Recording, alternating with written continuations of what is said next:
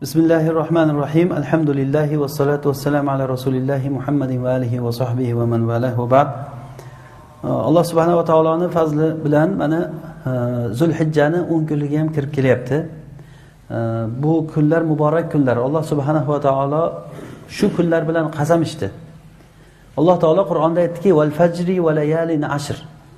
Val fajri va layalin ashr. Va layalin ashr bu mana shu Zulhijjani 10 kuni deb tafsir qilgan ulamolar aytishganki, Zulhijjani 10 kuni. Alloh subhanahu va taolo shu kunlar bilan qasam ichgan. Bu kunlar bilan qasam ichganligidan biz bilamizki, bu kunlar ancha e'tibori bor ekan buni. Allohning o'zini hikmati bilan ba'zi kunlarni ba'zi kunlardan afzal qildi. Ramazon oyi boshqa oylardan afzal qildi. Arafa kunini boshqa kunlardan, Laylatul Qadr kechasini boshqa kechalardan va Juma kunini boshqa kunlardan afzal qildi. Ba'zi shaharlarni afzal qildi. Masalan, Makka boshqa joylardan afzal bo'ldi va ba'zi kishilar Rasululloh sollallohu alayhi vasallam butun bashariyatni sayyidi qilindi. Demak, bu narsada Alloh nima uchun shunday qildi degan savol bo'lmaydi. Biz faqat bilishligimiz kerakki, Allohning fazli bu.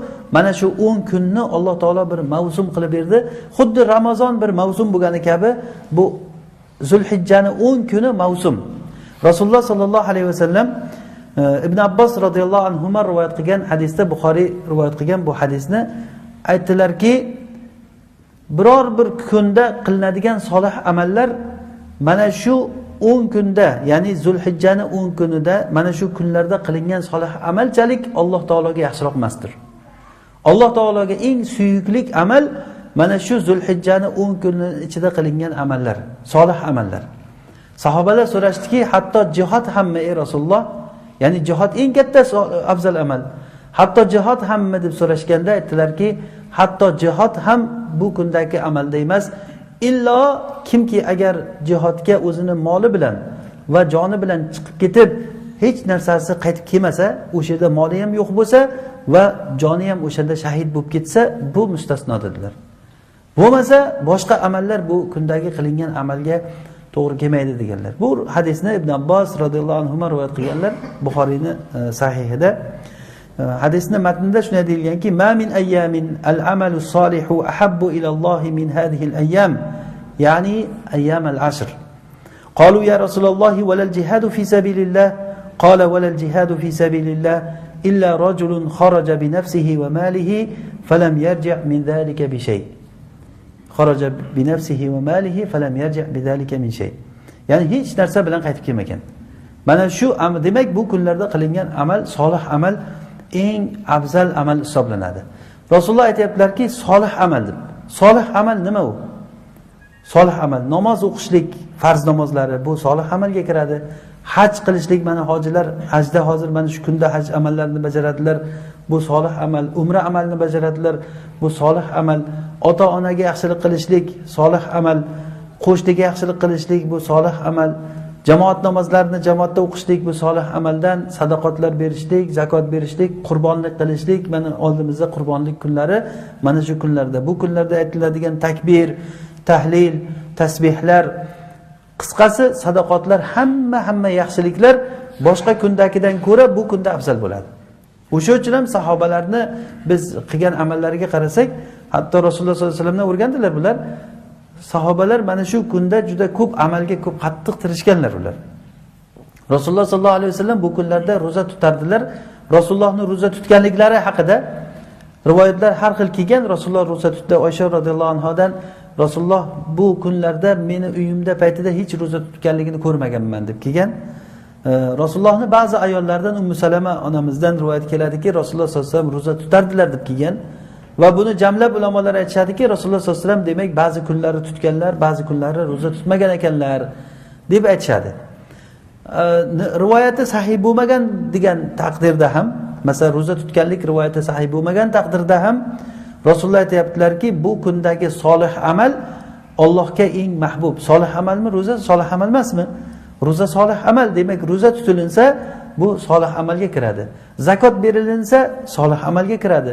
Namozlar, hatto ba'zi ulamolar aytganki, chunki bu kunlarda afzalliklaridan biri hamma farz amallar shu oyda jamlanishligi mumkin degan. Masalan, bu oyda haj bo'ladi. Bu mana shu 10 kunda haj qilishlik va namoz jamlandi, zakot jamlandi va ro'zani ham shu oyda ro'za tutsa agar hamma amallarni jamlashlik mumkin bo'lgan. Bu oyning xususiyatlaridan. Yana shu bu kunlarning xususiyatlaridan. Yana shu kunning xususiyatlaridan biri bu kunlarda haj borligi. Haj borligi, Arafa borligi. Arafa kuni, ya'ni mutlaq kunlarning ichida eng afzal kun Arafa kuni bo'ladi. Rasululloh sollallohu alayhi vasallam aytganlarki, kimki mana shu Arafa kuni ro'zasini tutsa, uni shu yilki va kelasi yilki gunohlariga kafarat bo'ladi deganlar. Shu yilki va kelasi yilki gunohlariga kafarat bo'ladi deganlar. Demak, bu kunda nihoyat va qurbonliklar bor. Alloh taolo o'zi valayalin ashr deb qasam ichganligi bu kunni o'zi afzalligiga o'zi yetadi. Yana eng katta bu kunlarda qilinadigan solih amallardan eng kattasi, mutlaq kattasi, hatto namozdan ham kattasi, jihoddan ham kattasi Allohni zikr qilishlik bo'ladi. Mana shu kunlarda Allohni eslanglar degan. Xosatan shu kunlarda eslaylik. O'zi Alloh taoloni eslashlik hamma narsadan maqsad Allohni eslash o'zi. Masalan, namozdan maqsad ham Allohni eslash. Va aqimis solata li zikri. Meni eslashlik uchun namoz o'qi deyapti Alloh taolo. Aqimis solata li zikri. Fa idza qadaytum manasikakum fazkurulloh. Agar manasiklarni, haj amallarini qilib bo'lsalaring, Allohni eslanglar degan. Allohni eslashlik, hatto jihoddan ham maqsad Allohni eslashlik bo'ladi. Walau dafullohi an-nasa ba'dahum bi ba'din lahuddimat sawami'u wa bi'u wa masajidu yuzkaru fiha ismullohi katira. Agarda Alloh taolo odamlarni ba'zilari bilan daf qilib qaytarishligi bo'lmaganda, ya'ni bu jihod bo'lmaganda edi, Alloh eslaniladigan, Alloh zikr qilinadigan, ibodat qilinadigan joylar buzilib vayron bo'lib ketar edi. Shu ish bo'lmagandan keyin Allohni zikr qilinishligi to'xtaydi deyilgan. Demak, hatto shu ishlardan ham maqsad Allohni zikr qilishlik bo'ladi. Allohni zikr qilishchalik ibodat yo'q. Hatto eng katta ibodat namoz bo'lsa, namozdan maqsad ham Allohni zikr qilishlik bo'ladi. Haj bo'lsa, hajdan maqsad ham Allohni zikr qilishlik bo'ladi. Allohni zikr qilishlik bu kunda biz qiladigan amallarning eng kattasi hisoblanadi. Lekin men bunga urg'u berganligim, ko'pchilik odamlar mana shu narsadan g'ofil qolganligi uchun. Ro'za tutishlikni ko'p bir-birimizga eslatamiz. Ro'zani qachondan boshlaymiz? Ro'zani qachon boshlash kerak? Bu yaxshi ish. Hammamiz bir-birimizni bunga chaqiramiz, lekin bundan ham yaxshirog'i, bundan ham afzalrog'i va buyurilgan narsa ma'lum kunlarda, ya'ni ayyamul ma'lumat, mana shu Zulhijjaning 10 kuni. Mana shu kunlarda Alloh taoloni eslanglar degan. Alloh taoloni eslashlik, mana shu darslarda eslashligimiz Allohni eslashlik bo'ladi. Alloh taolo aytdiki, "Vazkuruni azkurkum." Meni eslanglar, men sizlarni eslayman degan. Bunday katta sharaf bo'lmaydi. Bundan katta sharaf bo'lmasa kerak, Alloh alam. Ya'ni Alloh bizni eslashligi, agarda banda meni o'zini ichida eslasa dedi Alloh taolo, men o'zimcha uni eslayman. Agarda uni bir xalq ichida eslasa, men uni ulardan ko'ra yaxshiroq xalq, ya'ni malaikalarning ichida uni eslayman degan. Va in zakarani fi mala'in zakartuhu fi mala'in khayrin minhum. Ulardan ko'ra yaxshiroq bir jamoat ichida uni eslayman degan. Alloh taoloni eslashlik mana bu kunda biz qiladigan eng katta yaxshi amallardan. Takbir aytishlik, tasbih aytishlik, tahlil aytishlik, la ilaha illalloh deyishlik. Mana bu kunni qiladigan solih amallardan bo'ladi. Yana bir bu kunning odoblaridan biri, kimda kim agar qurbonlik qilmoqchi bo'lsa, Imom Muslim rivoyat qilgan hadisda Rasululloh sollallohu alayhi vasallam aytdilarki, ya kimda kim agar qurbonlik qilmoqchi bo'lsa, tirnog'idan va sochlaridan hech bir tuk olmasin dedilar. Ya'ni Rasululloh Ummu Salama roziyallohu anha rivoyat qilgan hadisda, "Idza ra'aytum hilala zil hijja va arada ahadukum an yudahhiya falyumsik an sha'rihi va adafirihi."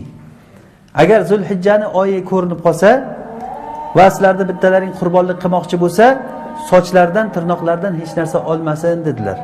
Demak, qurbonlik qilmoqchi bo'lgan odam sochlaridan, tirnoqlaridan biror tuk olmasligi bu sunnat bo'ladi, olishligi makruh bo'ladi. Ya'ni bu olmasin degan buyruqdan uni makruhligi kelib chiqadi, olishlikni makruhligi kelib chiqadi. Ammo bir kishi masalan ko'pchilikni nomidan qilmoqchi bo'lgan odam, o'shani o'ziga tegishli bu. Masalan bir kishi ham ahli ayollari, farzandlari uchun qilmoqchi bo'lsa, masalan bir xonadondan bitta qurbonlik qilinadi ba'zan. Bu ham bor bo'lgan narsa, o'sha odamni o'zi olmaydi. Ammo ayollari, farzandlari tirnoqlarini olsa bo'laveradi degani bu. Allohu a'lam. Alloh subhanahu va taolo hammamizni mana shu kunlardan foydalanishlikka o'zi tavfiq bersin. Subhanakallohumma bihamdik nashhadu an la ilaha illa anta nastag'firuka va natubu ilayk.